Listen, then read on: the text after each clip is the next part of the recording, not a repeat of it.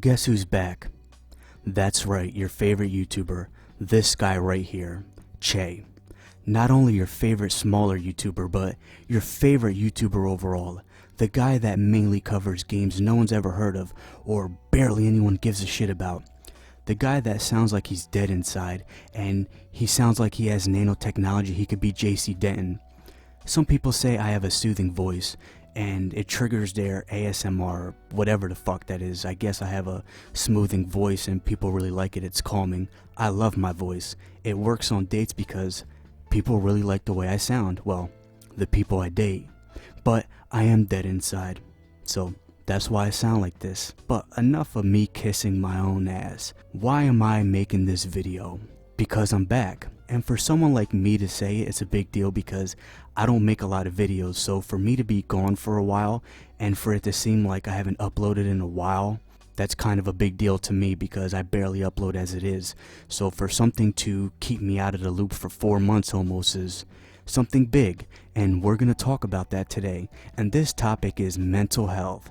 Yes, the landmine that is my fucking mind. The reason why I talk about some aspects of my personal life sometimes is not that I'm trying to get sympathy or I'm trying to talk above anyone. Let's be honest, I'm a fucking basket case and I have my issues, but if one person can learn from the fuck ups I made in my life, or the ones that I admit to, I'm not going to give you my social security number, so you're not going to know anything that personal about me.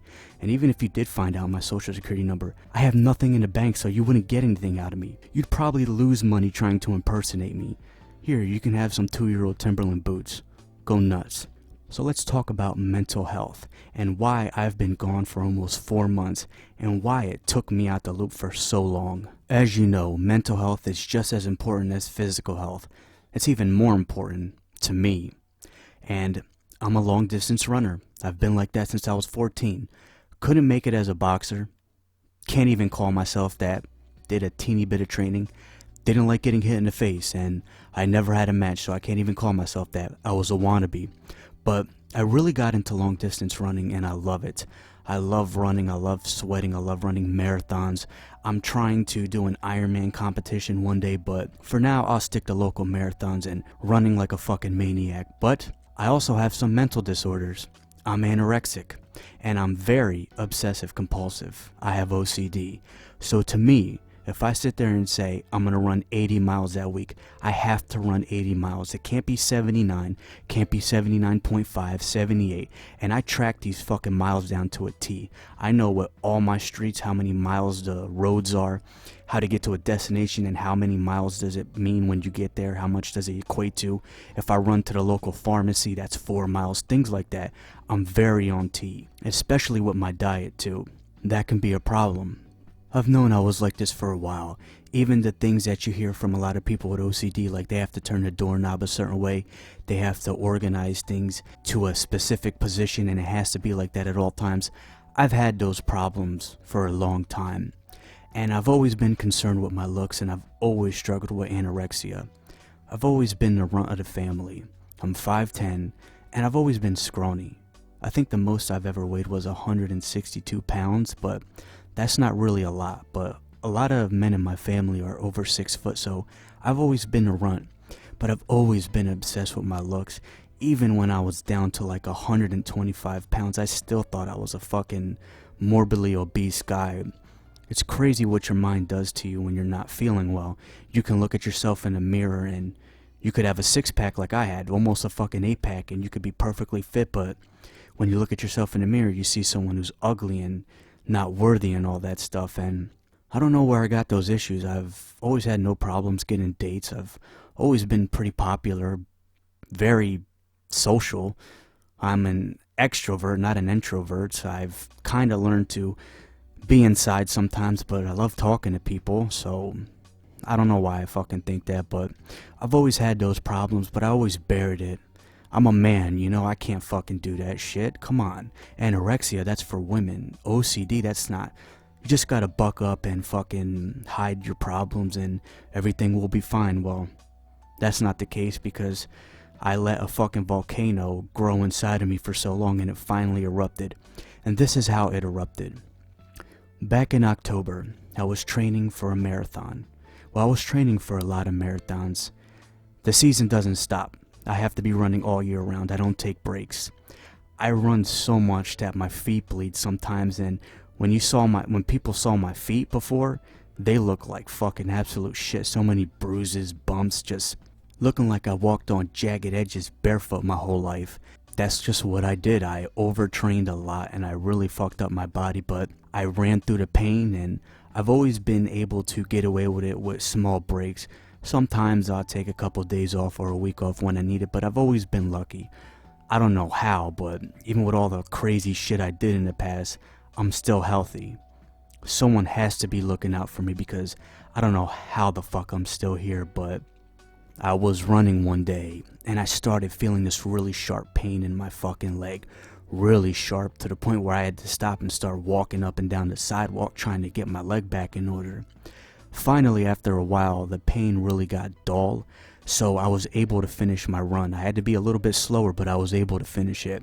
I just thought, well, I didn't stretch enough that day, I didn't get enough food, I didn't eat a lot, and that's true because I was anorexic and I was eating like a fucking person that was dieting even though I was running so much, and I just didn't replenish the energy that I burned through so much fucking running, and it broke down my muscle so much eventually.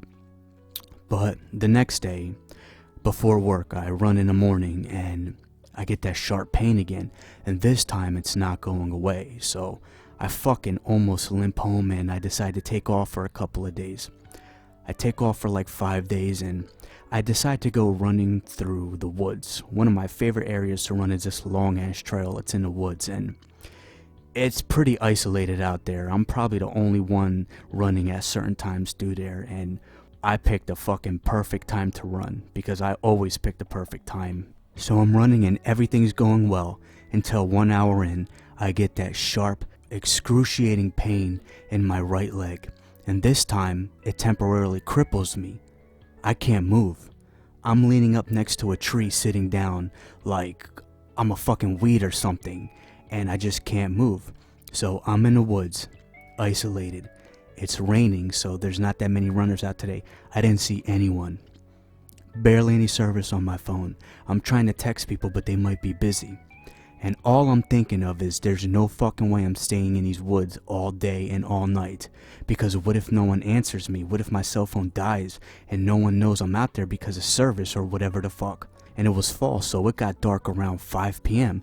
So I'm gonna sit there in these fucking woods overnight and spend the day there? Get the fuck out of here.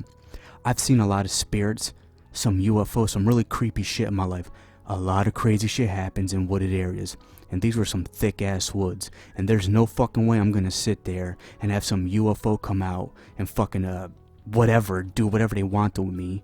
No fucking spirits trying to haunt me. There's no way. Knowing my luck, some Blair Witch looking fucking stick figure spirit's gonna fly up with red eyes like those stupid anime chicks with red eyes. I don't know why people fucking like anime chicks with red eyes. It's fucking creepy.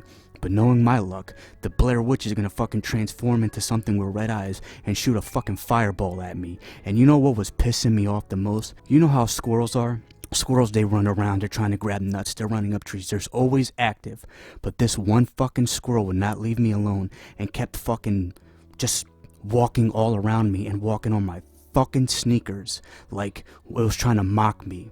And that fucking squirrel was pissing me off. It's like that stupid fucking raccoon that goes through my trash. Animals want to fucking taunt me.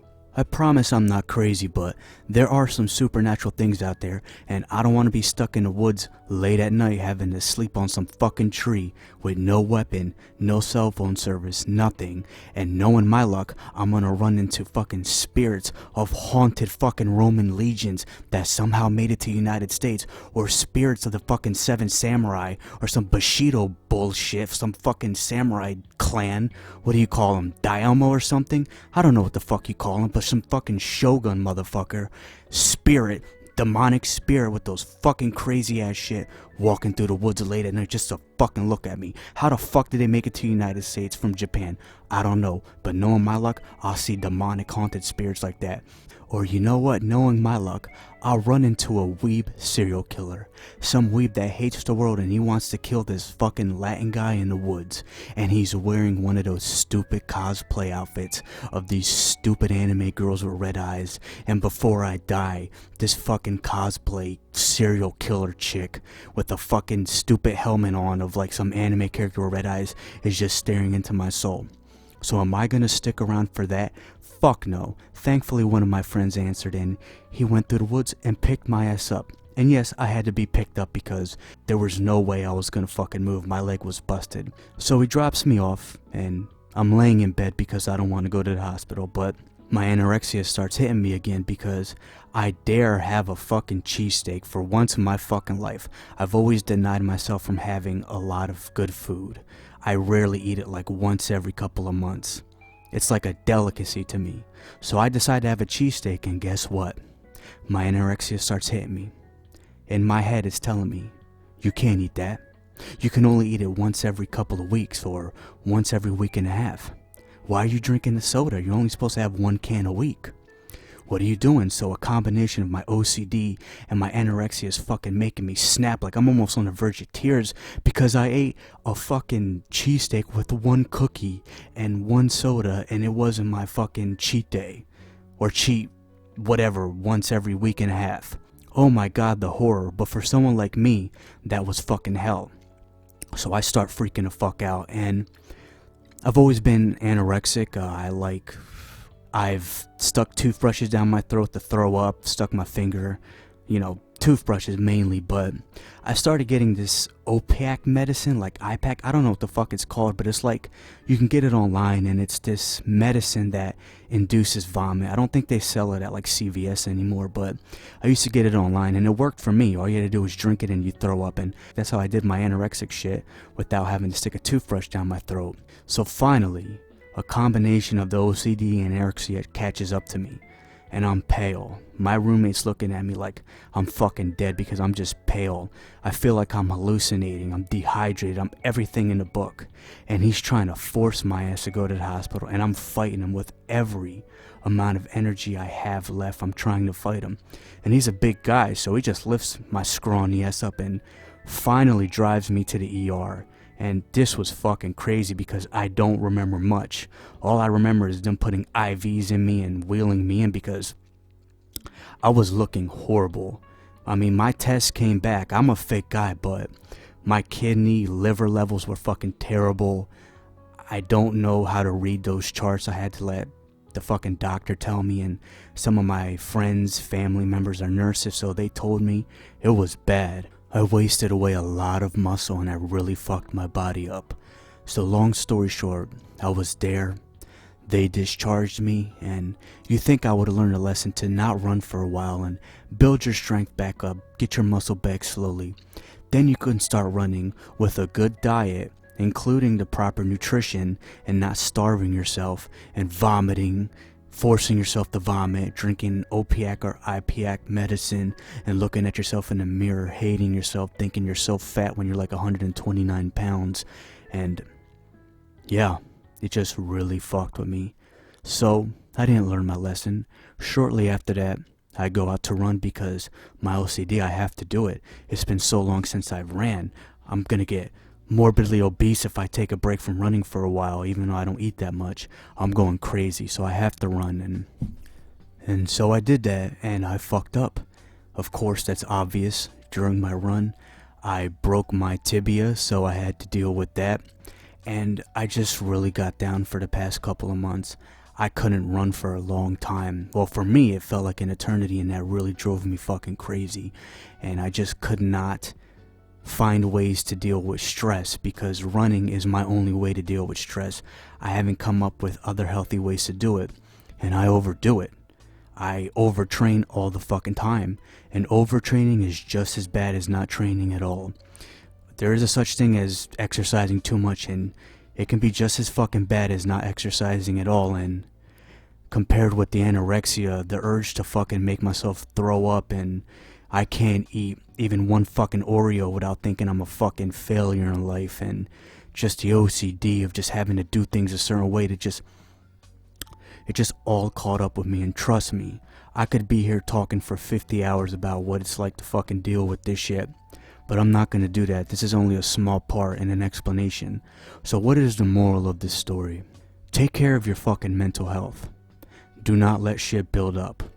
Be open with your emotions in a good way. Doesn't mean you have to open up to everyone, but be open to people you can trust that won't fuck you up. And finally, I'm gonna repeat this again. Focus on your mental health too, because if you let all your shit build up, it will fucking implode, explode, whatever, erupt. And when it does, you're gonna get really fucked up. Don't sit there and try to be a big man. Don't sit there and try to be a tryhard. Don't sit there and try to be a fucking mad, whatever the fuck, you know. Oh, I'm a fucking badass motherfucker, yeah. You a badass motherfucker until life weighs you down and smacks you in the fucking face, then you ain't shit. Take care of your mental health. And I'm back. Hope you enjoyed that story. I have a lot of stuff I have to catch up on. Reviewing Risen, Elix, Aeon of Sands, an indie game that I have to check out because I really want to fucking play Aeon of Sands. I'll link that in the description. It's really old school CRPG and I can't wait to play it. And I have to revisit Fallout 3 and Fallout New Vegas eventually. There's a lot of stuff I have to make my video about the Outer Worlds before it comes out, so there's a lot of stuff I have to catch up on. So I'm back, motherfuckers, and I hope you've been missing me because it's time to come back and run my mouth again. Have a great day.